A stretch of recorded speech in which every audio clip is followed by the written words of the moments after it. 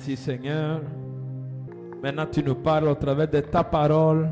Dirige-moi, utilise-moi, conduis-moi pour la gloire de ton nom.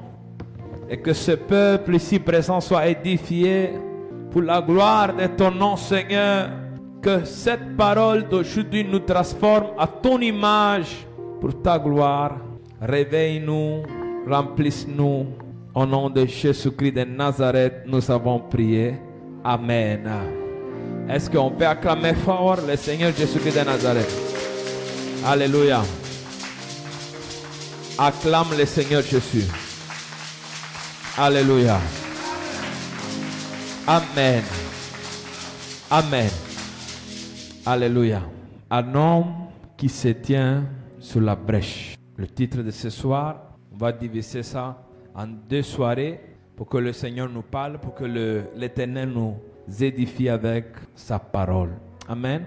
Commençons de notre texte principal, Ézéchiel 22, chapitre 22, verset 30. Cet enseignement a été déjà donné au camp des prières, mais le Seigneur m'a mis à cœur de le partager encore avec l'Église. Amen.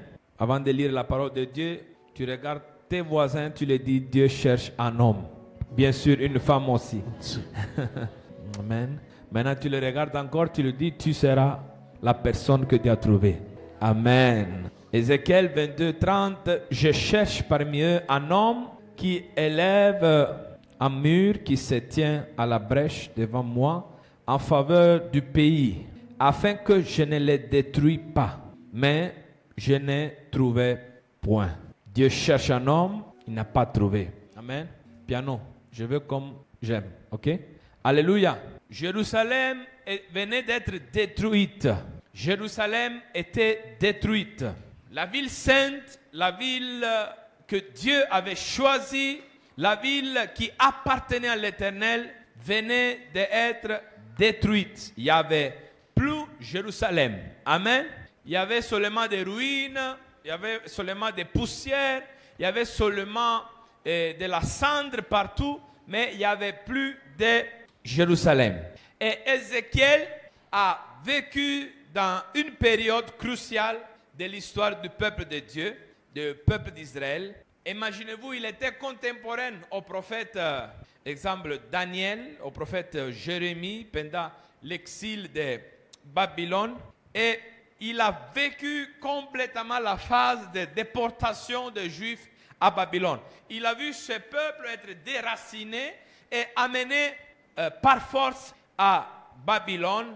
Et il a vu même la destruction de Jérusalem qui a, vers le 586 avant Jésus-Christ de Nazareth. Imaginez-vous que cette période a marqué un tournant dans l'histoire d'Israël. Dans l'histoire d'Israël, on peut parler de ce qui s'est passé avant la déportation et après la déportation. Donc, il y a des événements qui peuvent marquer ton histoire positivement ou négativement. Il y a des événements qui arrivent dans notre vie par lesquels nous divisons notre vie. Avant que j'étais là, ou avant de mon arrivée ici, ou avant tel travail, ou avant mon divorce, avant le deuil, avant cela. Mais il y a aussi des événements positifs qui sont en tournant dans notre histoire. Et cette période, il a vu la population, le peuple de Dieu vivait dans un contexte de souffrance et de désespoir. Même le peuple de Dieu peut se retrouver par différentes raisons à vivre un contexte de souffrance et de désespoir. La situation politique et sociale aussi de l'époque était caractérisée par la donation. Vous m'écoutez, ce soir c'est une prédication, étude, donc écoutez bien, amen. Et le livre d'Ézéchiel a été donné dans cette période de jugement, période où Dieu parlait de jugement, mais aussi Dieu parlait d'espoir, Dieu parlait de restauration. Quand chaque fois Dieu parle de jugement, il y a toujours l'espoir. Et Dieu a déjà prévu ta restauration avant même de te juger. Amen. Donc, dans ce contexte, Ézéchiel a vécu. Et dans ce contexte, on voit l'histoire du peuple de Dieu être marquée par des événements. il parlait tout le temps de Jérusalem, la ville où les murs étaient par terre, où le temple était par terre. Par contre, Dieu avait dit de Jérusalem, dans cette maison et à Jérusalem que j'ai choisi parmi toutes les tribus d'Israël, je placerai mon nom à toujours. Amen. Pour toujours ou à jamais. Dieu peut permettre la destruction, mais cela ne veut pas dire que Dieu va oublier ce qu'il a promis. S'il a placé à Jérusalem son nom pour toujours, même si on peut passer par la destruction, même si on peut passer par la dispersion, même si on peut passer par, je ne sais pas, la déportation, le nom de Dieu est pour toujours sur Jérusalem. Jérusalem sera toujours reconstruit, Jérusalem sera toujours restauré et Dieu aura toujours un plan pour Jérusalem. Pareillement, c'est le peuple de Dieu de l'Église. Dieu peut permettre des souffrances, Dieu peut permettre des épreuves, Dieu peut permettre des choses qui peuvent t'amener par terre, croire que tout est fini, tout est détruit, mais le nom de l'Éternel est sur ta vie, le nom du Seigneur est invoqué sur toi, et Dieu ne permettra jamais que tu sois complètement détruit, anéanti, parce que Dieu a toujours de l'espoir pour toi. Dis Amen si tu le crois. Avant de continuer dans la prophétie d'Ézéchiel, il faut que je vous fasse des notes biographiques d'Ézéchiel pour comprendre le personnage dont on parle. Premièrement, il était prêtre, il était sacrificateur de famille. Mais un sacrificateur sans temple, sans autel, il est quoi? Il est rien. Hello? Et il n'est pas le seul. Même Jérémie a vécu un temps, fils de sacrificateur, il a vécu un temps où il a été privé. Ah, moi je viens d'une famille de prêtres, mais Dieu t'appelle à être prophète. Jean-Baptiste, pareillement, il était de famille sacerdotale, mais Dieu a dit, moi je n'ai pas besoin d'un autre prêtre, je veux un prophète. Que Dieu t'éclaircit ton identité spirituelle. Même si tu viens d'une famille de tels, ou même si tu crois que ton identité spirituelle parle de certaines choses, Dieu révèle peut-être une autre identité spirituelle. Peut-être Dieu a un plan supérieur pour ta vie. Peut-être Dieu a prévu quelque chose de différent pour ta vie. Peut-être Dieu a dit non, cela ce n'est pas mon plan. Mon plan pour toi c'est que tu me serves dans tel endroit, dans tel coin. Je n'ai pas besoin d'un sacrificateur dans une Jérusalem, dans un temple détruit. J'ai besoin d'un prophète à Babylone qui encourage mon peuple. Dieu peut-être n'a pas besoin de toi prêtre à Jérusalem parce que Jérusalem est détruite. Dieu a besoin de toi à Babylone. C'est plus difficile. C'est le paganisme, c'est l'immoralité, c'est l'infidélité. Mais tu seras là et ils auront besoin de t'écouter. Ils auront besoin de parler. Parfois Dieu peut nous faire quitter notre Jérusalem où nous croyons être nécessaire pour nous amener dans des coins où on a plus besoin de nous, où on a plus besoin de nous entendre. À Jérusalem, tu seras un simple prêtre. Mais à Babylone, tu es le prophète de Dieu, la voix de Dieu, celui qui écrit la parole de Dieu. Sois disposé à quitter ta Jérusalem en ruine, en poussière, en cendre, pour aller vers ta Babylone, idolâtre, immorale. Mais là où les gens sont en train de t'attendre pour écouter la parole de Dieu de ta bouche. Hello. Il était un prophète qui a vécu pendant l'exil de Babylone. Pourquoi Dieu ne m'a pas choisi de vivre pendant le roi David? J'allais être un bon prophète, bien prophétisé. J'allais être à côté de David. Le peuple cherchait Dieu. Non, Dieu m'a choisi pendant l'exil. Chers frères et sœurs, une fois je demandais à Dieu, pourquoi Dieu, chaque fois tu m'as fait vivre les périodes difficiles de ton peuple? J'étais en Italie. Et j'ai vécu dans une église qui ne vivait pas tellement le réveil. Après, tu m'as mené dans une certaine époque de l'église où je viens, où il n'y a pas eu de réveil. Après, tu m'as mené en Afrique, parmi toutes les nations où il y a milliers de convertis, de grandes églises. Tu m'as mené là où c'est difficile, là où c'est aride, là où les églises sont petites. Seigneur, pourquoi? Je dis, je cherche un homme. Je cherche un homme. Si tout le monde part dans les périodes faciles, qui va être là pour les périodes difficiles? Qui sera la voix de Dieu quand ça ne marche pas? Qui va être le prophète du réveil quand il n'y a pas de réveil? Qui va être la voix du réveil quand il n'y a pas de réveil? Qui va être la voix de la sanctification quand il n'y a pas de sanctification? Qui va être la voix de Dieu quand personne écoute Dieu? Aujourd'hui, j'ai parlé avec un pasteur de Côte d'Ivoire avant qu'il rentre en Côte d'Ivoire. Il me disait, mais frère, ici c'est difficile, hein? Je dis, oui, nous, chez nous, c'est facile. J'ai dit, chez vous, même le faux gagne. Même le faux a église grande. Même le faux arrive à voir. Nous ici, vrai ou Faux. Oh, c'est difficile pour tout le monde. Alléluia. Il a dit en tout cas c'est vrai. Vous savez, même s'il était un prophète, qui Dieu a enlevé de son héritage sacerdotal, il a fait vivre en exil. Il a fait vivre à Babylone, pas à Jérusalem. Imaginez-vous, même à Jérusalem, il y a village et village. Amen. Même à Jérusalem, au lieu d'être envoyé au milieu des gens qui sont riches, au palais, comme le prophète Daniel, Ézéchiel a été envoyé aux pauvres qui étaient auprès du fleuve à Sousa. Et il n'a pas jalousie de Daniel. Seigneur, pourquoi tu l'as mis là-bas au palais parmi les riches? Moi, tu m'as placé ici parmi les pauvres. En tout cas, Daniel vivait mieux que lui. Hello. Mais je peux vous dire que les expériences surnaturelles que Ézéchiel a eues dans son petit coin des pauvres, même les autres prophètes n'ont pas eu. Ézéchiel a vu des visions terribles. Ézéchiel a été même soulevé par terre. Vous savez qu'il a été soulevé de par terre. Il a eu la lévitation. Peu des hommes de Dieu dans l'histoire ont eu expérience de lévitation.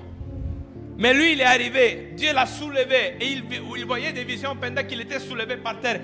La vision qu'il avait était tellement céleste que Dieu ne pouvait pas lui parler pendant qu'il avait ses pieds à terre. Il fallait qu'il se soulève pour être plus près du ciel parce que tellement grande était la vision qu'il voyait.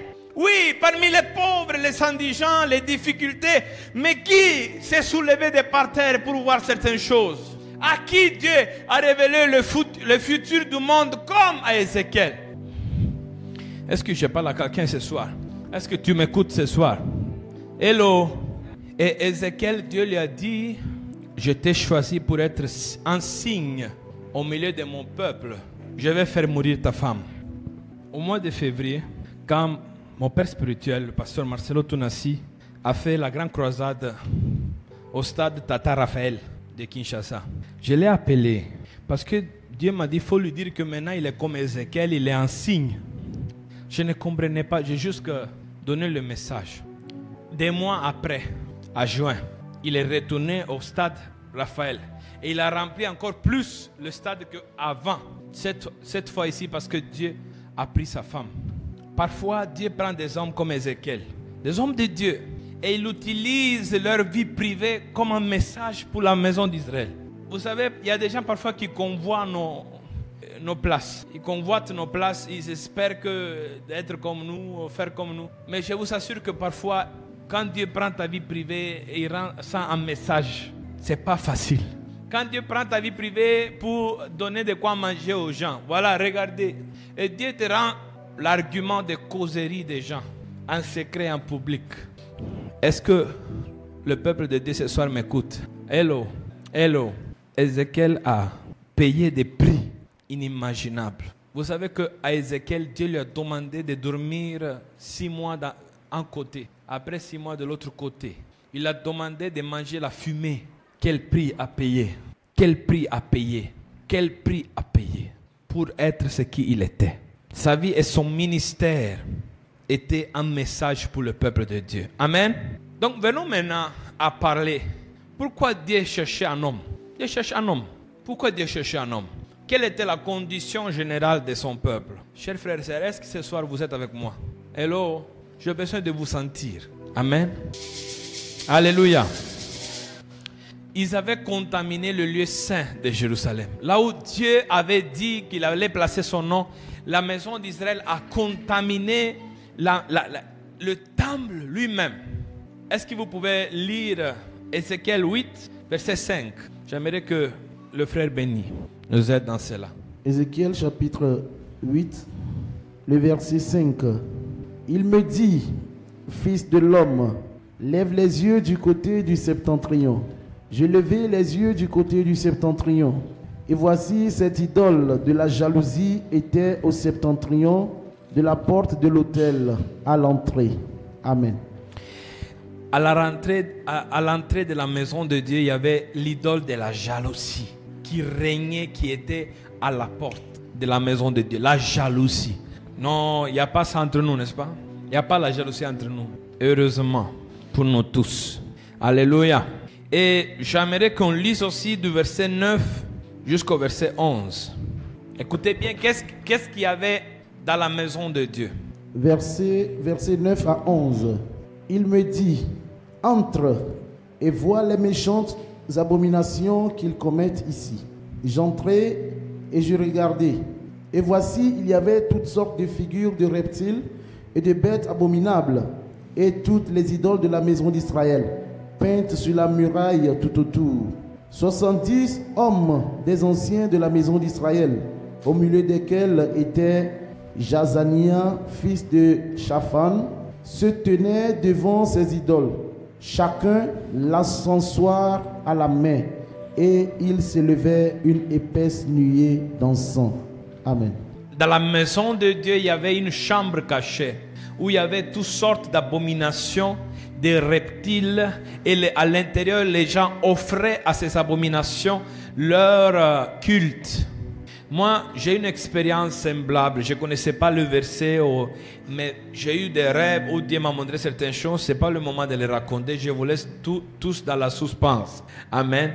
Mais ce que je vais vous dire est que parfois, même dans les coins chrétiens, même dans les choses qui semblent être maison de Dieu, il y a caché de la sorcellerie, il y a caché de l'abomination, il y a caché de la magie, de l'incantation. Il y a des choses où Satan est en train d'opérer. Devant, vous ne le voyez pas. Devant, vous pensez que c'est le temple. Devant, vous pensez que c'est Dieu. Devant, vous pensez que c'est chrétien. Devant, vous pensez que c'est le peuple de Dieu. Mais derrière se cache Satan. Alléluia. Alléluia. Si on continue la lecture, alléluia. Est-ce que vous pouvez lire le verset 14 plutôt? Verset 14. Et il me conduisit à l'entrée de la porte de la maison de l'Éternel, du côté du septentrion. Et voici, il y avait là des femmes assises qui pleuraient Tammuz. Amen. Au temps d'Israël, même après les Grecs ont absorbé cette divinité, il y avait une divinité qui s'appelait Tammuz. C'était le dieu des femmes. Et il y avait des rituels cachés qui pratiquaient l'immoralité, la sexualité, la perversion sexuelle. Ce dieu après a été transformé par les Grecs, ils l'ont appelé Adonis. Et c'était le dieu féminin. Il était homme, mais il était adoré par les femmes. Et à cause de ce Dieu, on faisait des choses, des pratiques.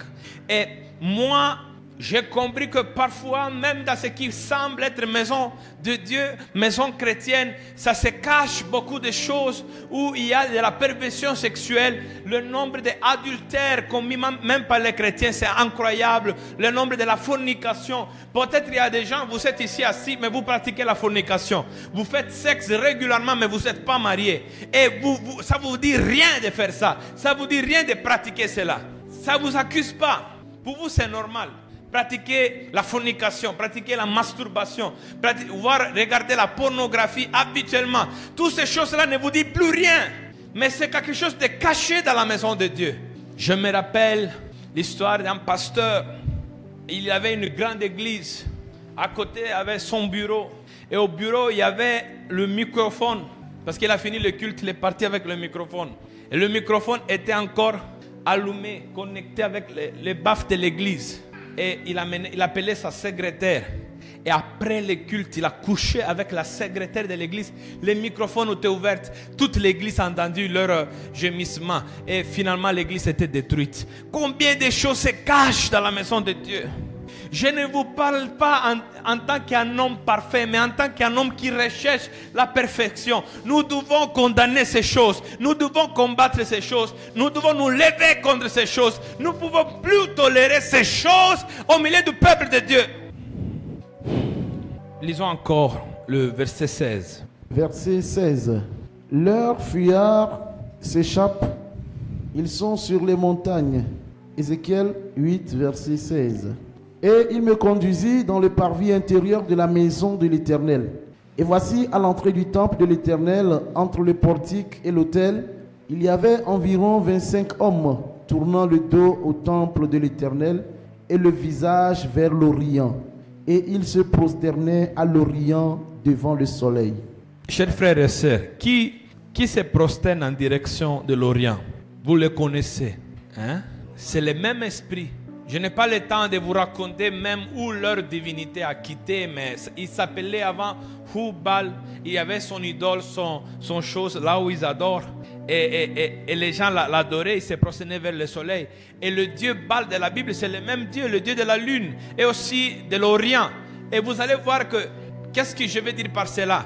Peut-être même, là où nous vivons, il y a des gens qui ont quitté cette religion, mais encore certaines choses, certaines influences, certains esprits, certains liens restent ancrés.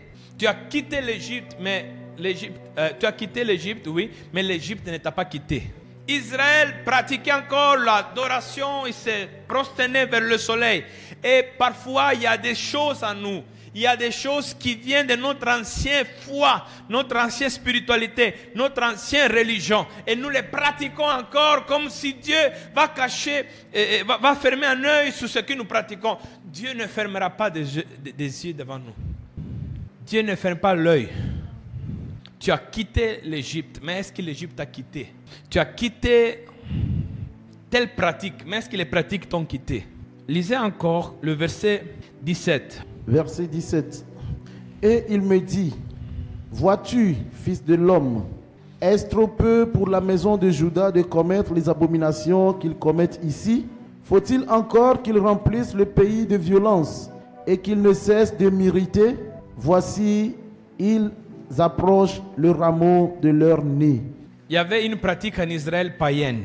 Ils ont copié ça chez les Cananéens. Ils prenaient des branches de certaines plantes, de certains arbres, et ils amenaient ça devant le nez pour faire comme incantation façon. Et Dieu m'a révélé que parfois il y a certains qui sont chrétiens, mais ils respectent encore des pratiques qui viennent de leur domaine animiste. Exemple, dans ta famille, selon ce qui tel fétiche a demandé, on ne mange pas telle nourriture, et toi bêtement tu es encore en train de respecter cette alliance avec ces fétiches. Et quand tu respectes certaines lois qui ont été données à ta famille par tel fétiche, tu es en train de dire que tu es encore lié à ces fétiches. Après, il ne faut pas t'étonner si la nuit tu vois des choses, si la nuit tu fais des cauchemars, si la nuit il y a des choses qui te tourmentent. Si tu encore respectes certaines lois, tu es encore dedans. Oh, dans ma famille, on ne mange pas l'huile rouge. On ne mange pas tel animal. On ne fait pas ça, on ne fait pas ça. Pourquoi tu respectes ça?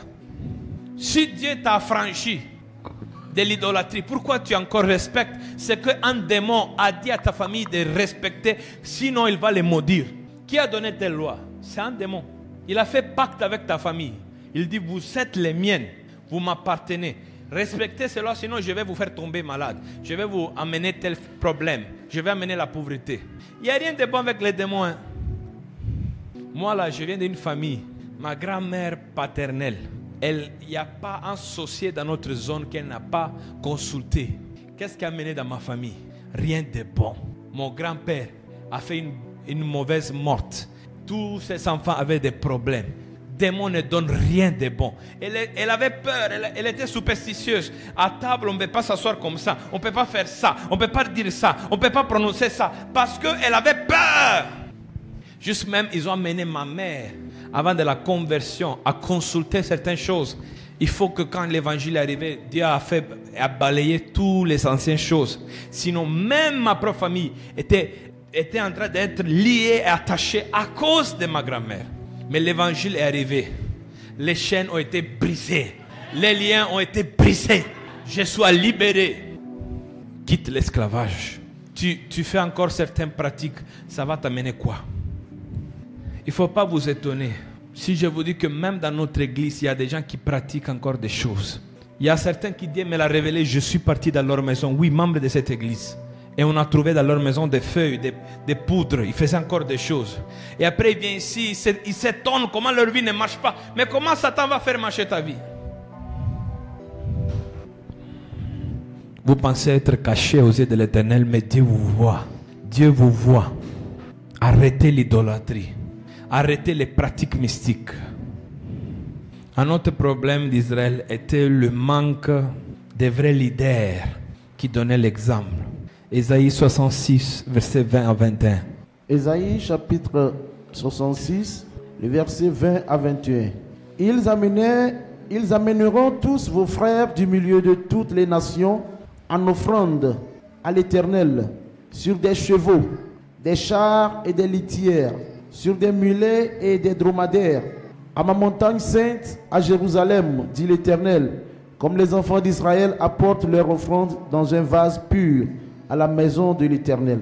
Et je prendrai aussi parmi eux des sacrificateurs, des Lévites, dit l'Éternel. Dieu cherche des leaders pour être des vases purs, des serviteurs qui offrent à Dieu un service pur. Même les gens qui vous tenez debout pour chanter, pour jouer, pour prêcher, pour diriger, pour faire les services, soyez des vases purs. Dieu va choisir les gens qui sont purs. Il ne faut pas vivre dans la duplicité. Il ne faut pas vivre dans deux doubles vies. Un peu comme ça, un peu comme ça. Un peu telle pratique, un peu telle pratique.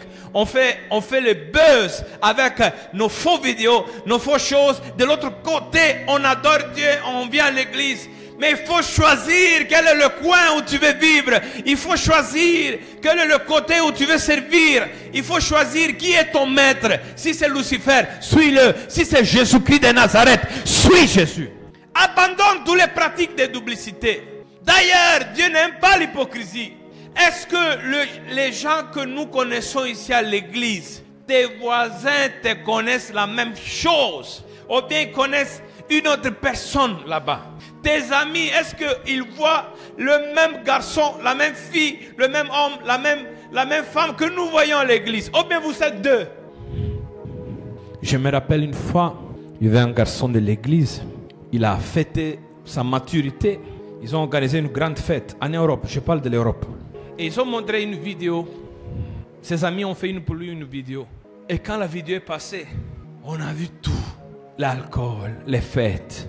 Mais nous ne le connaissons pas comme ça. Qui est cet homme maintenant? Qui est ce garçon maintenant? Comment les gens de ton quartier te connaissent? Comment tes amis te connaissent? Comment tes collègues de travail te connaissent? Est-ce que tu as un bon modèle? Est-ce que tu as un bon témoignage? Est-ce que tu es cohérent avec ton message? Est-ce que tu es d'exemple? Est-ce que tu as un esprit de sacrifice pour apporter les gens le message du salut?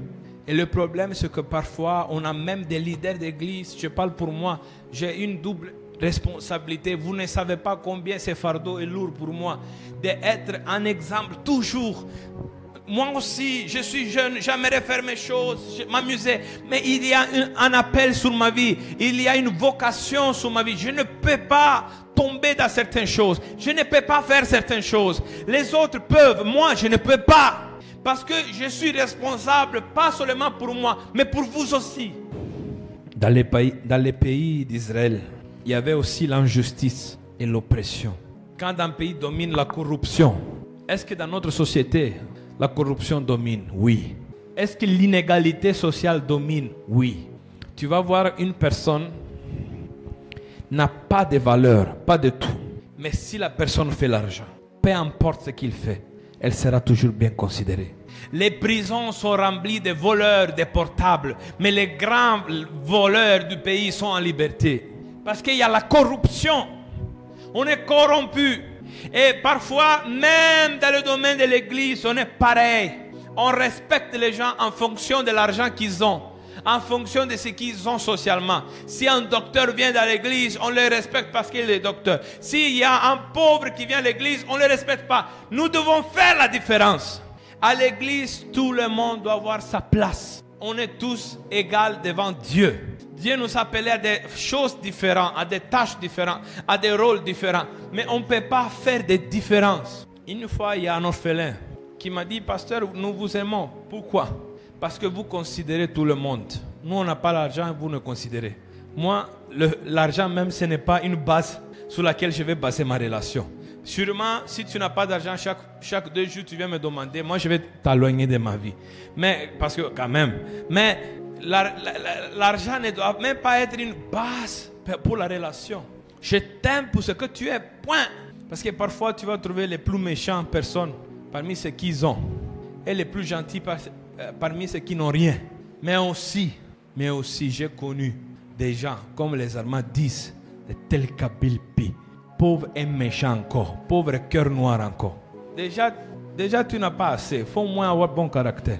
Déjà, tu n'as rien, encore tu ajoutes. Caractère mauvais. Qui va même te regarder? Est-ce qu'on peut acclamer le Seigneur?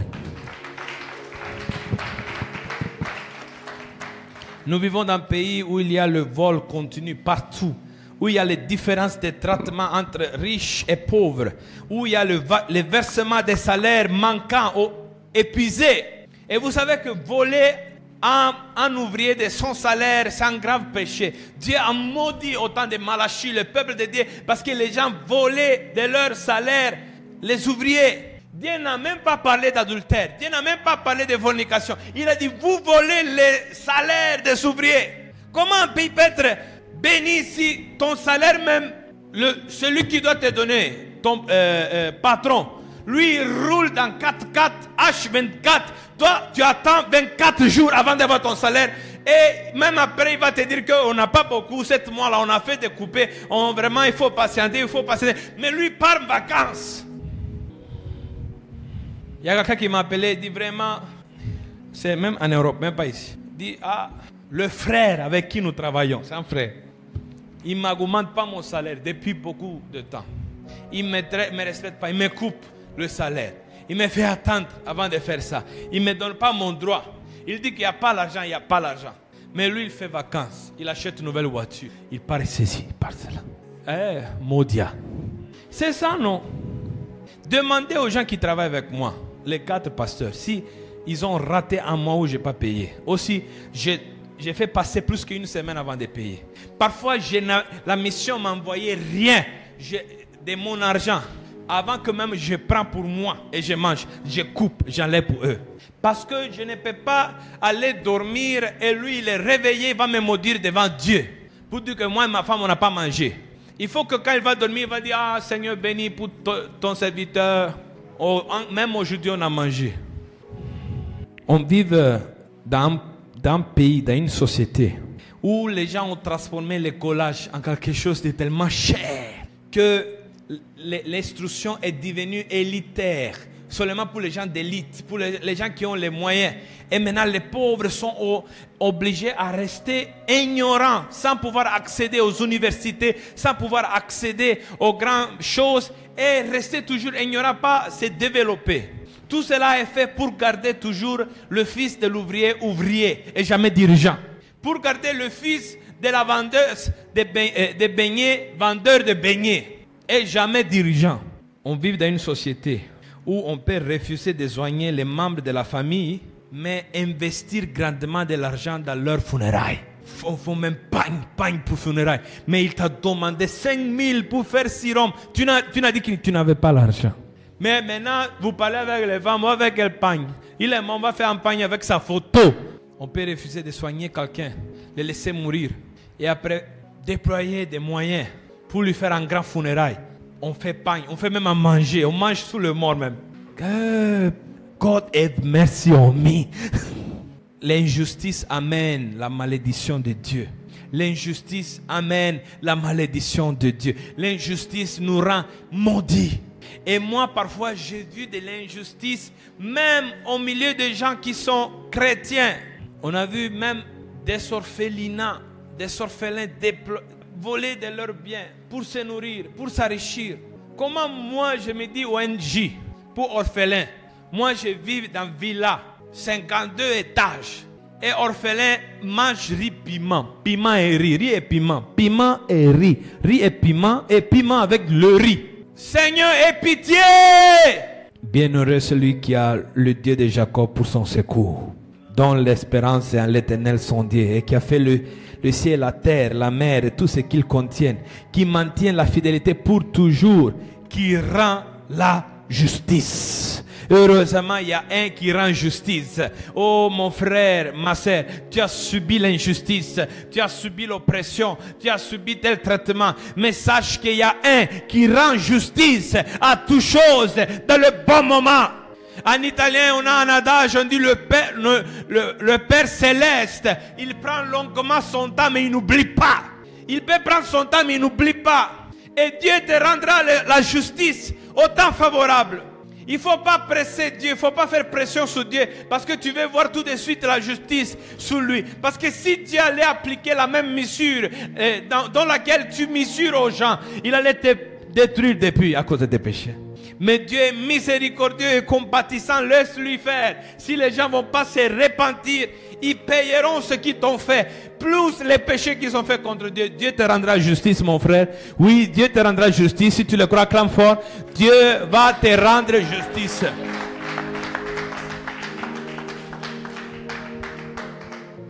Je me rappelle l'histoire d'une femme. Quand j'étais vers la fin de mon adolescence, je suis rentré dans ma jeunesse. Tout le monde voyait que j'avais l'appel parce que je faisais évangélisation, réunion. Et à ce temps-là, je tombais tout le temps malade. Maintenant, Dieu merci, Dieu m'a donné une bonne santé. Mais à ce temps, je tombais tout le temps malade, tout le temps fièvre, tout le temps maux de tête, tout le temps. Et une femme a parlé sur moi. Il a dit, lui là, comment il va être pasteur? Lui, il est toujours malade, il ne peut pas être pasteur. Je vous assure, après que cette femme a parlé contre moi, la même année, on lui a fait cancer. Cancer utérus, on lui a levé tout. Il a fait malade. Oh, pourquoi vous parlez contre les serviteurs de Dieu? Moi-même, je ne vais pas vous maudire, mais il y a un qui vous voit. Laissez-moi gérer avec mon Dieu, ne parlez pas. Parce que Dieu pourra t'obliger même à venir te mettre en genoux dans mon bureau pour que je prie pour toi. Il ne faut pas parler haut. Laissez le serviteur être géré par son maître. Il ne faut pas rentrer dans ce qui ne te concerne pas. Mais aujourd'hui, les gens font même des blagues sur les pasteurs. Les gens aujourd'hui parlent, ah, tu as vu tel, ah, tu as vu, ah. Toujours vous vous occupez des choses qui ne vous concernent pas. Ne touche pas les soins de Dieu. Et parfois dans l'église, il y a des gens qui ne sont pas des pasteurs, mais l'onction sur eux, il ne faut pas les toucher aussi. Parce qu'un jour, ils seront. Hello. Alléluia. Dieu cherche un homme. Dieu cherche un homme qui va se tenir sur la brèche. Un homme qui va faire la différence. Un homme qui va refuser les contaminations. Frères et sœurs, parfois je suis préoccupé. Quel héritage spirituel nous laisserons à nos enfants? Et si aujourd'hui, Dieu nous prive de certaines bénédictions, ou certains hommes, serons-nous encore là pour l'adorer?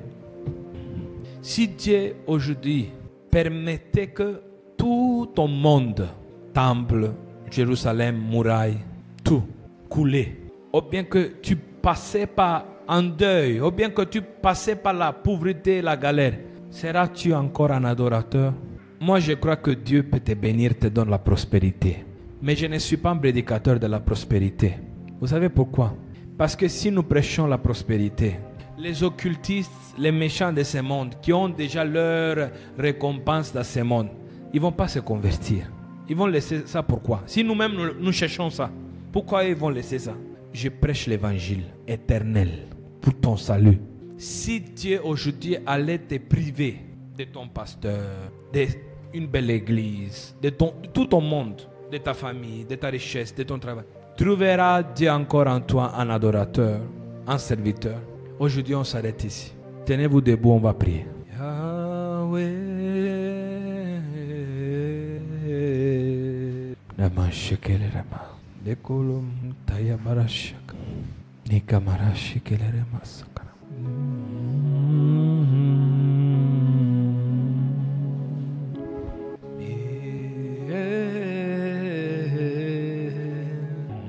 hello, la ramasha, la rabarakaramasa. Je vais faire un appel ce soir. Tu ne dois pas me dire ta condition. C'est entre toi et Dieu. Moi-même, j'ai pour moi devant Dieu. Mais s'il y a quelque chose que tu veux laisser haut, viens devant, viens te engenouiller devant Dieu. Viens te prosterner devant Dieu. Dis Seigneur, je viens, je laisse, j'abandonne. Dieu te connaît. Si tu veux déposer certaines choses à Dieu pour qu'il les prenne, viens devant, t'engenouiller devant sa présence. Il ne faut pas penser forcément à quelque chose d'immoral, de grave. Parfois, tu peux venir même déposer devant Dieu ta paresse, ton manque de responsabilité, tout cela. Ok, vous ne venez pas, vous êtes parfait, je viens. Moi, je ne suis pas parfait. J'ai besoin de Dieu. Amen. Je vais m'agenouiller devant Dieu.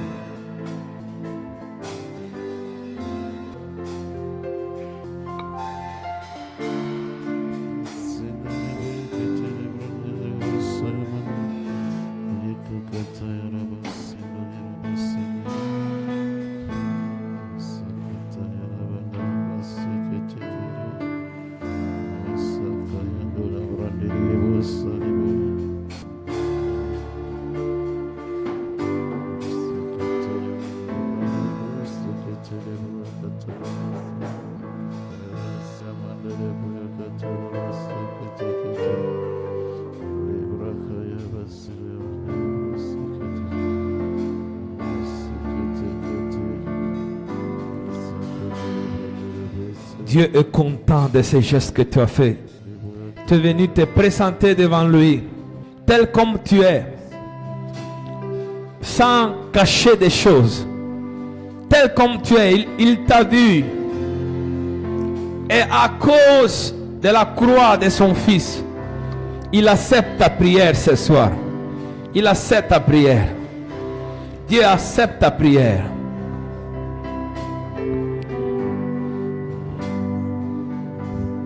Et sanctuaire pour toi.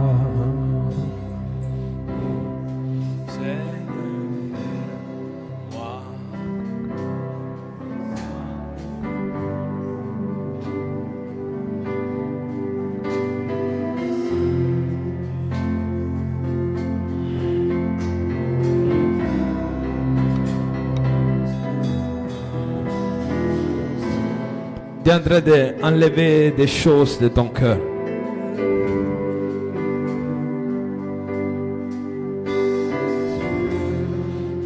Tu sais, si Dieu n'arrange pas, tu ne pourras pas le servir comme il faut.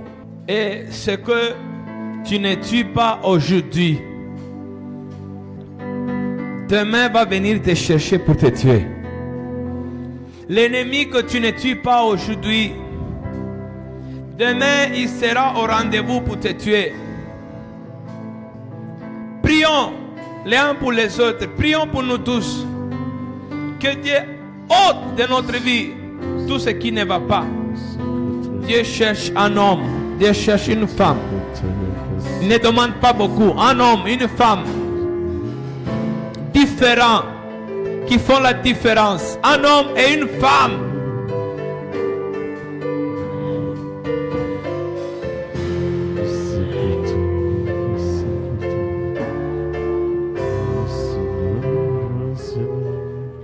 Je vais poser une question qui est forte ce soir. Si pendant qu'on est en prière comme ça, Jésus revient, ou bien Dieu te redemande ta vie. Dieu te redemande ta vie et tu meurs. Est-ce que tu es sûr que tu es né de nouveau et tu es sauvé?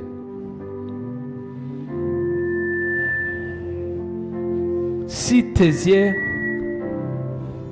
se ferment sous cette terre aujourd'hui, es-tu sûr que tu les ouvriras au paradis avec Jésus? Parce que tu peux être chrétien, mais est-ce que tu es sauvé, né de nouveau? Et si tu l'es, ou si tu l'as été, est-ce que tu es en train de continuer à rechercher la sanctification? Malheur à l'homme qui a passé une vie dans une église où il a écouté l'évangile, où il était entouré par des pasteurs, par des serviteurs de Dieu. Mais quand il a fermé ses yeux, il est parti à l'enfer. Que cela ne soit pas ton destin au nom de Jésus.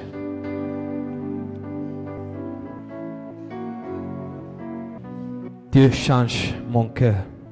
Dieu change mon cœur. Mais je vais donner l'espoir à quelqu'un ce soir.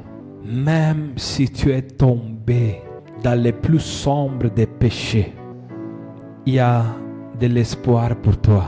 Le pardon est là. Le changement est là. La transformation est là. Ça s'appelle Jésus.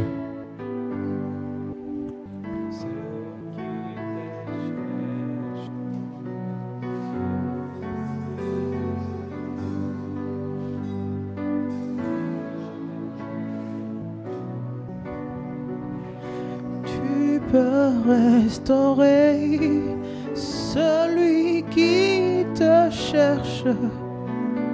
Celui qui te cherche, car tu en es capable.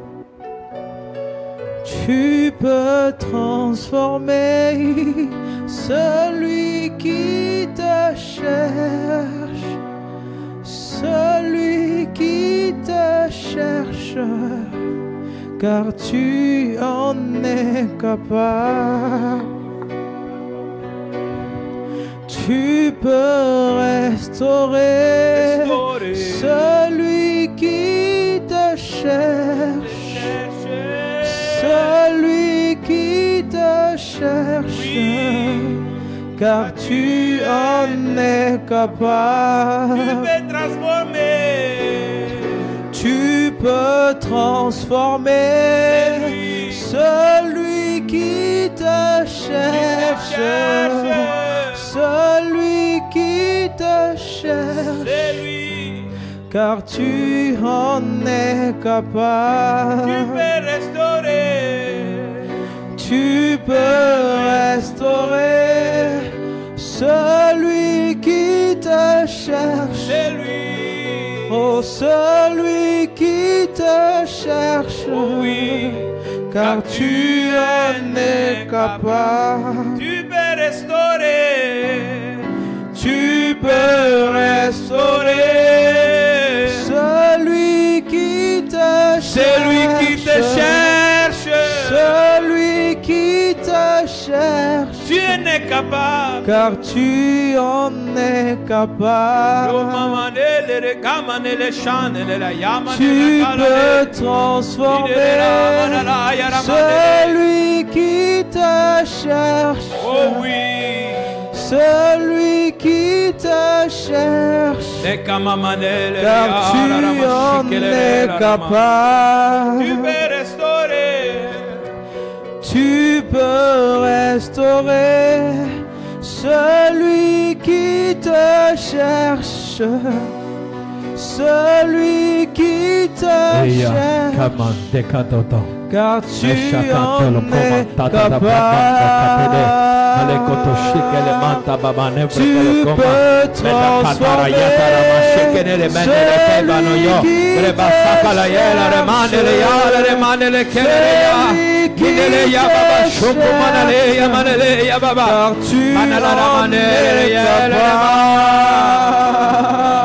Tu peux transformer. Tu peux transformer celui qui te cherche. Celui qui te cherche. Oui, car tu en es capable. Tu peux transformer celui qui te cherche. Celui qui te cherche. Celui qui te cherche, car tu en es capable. On va se tenir debout aussi. Ce que vous allez faire maintenant,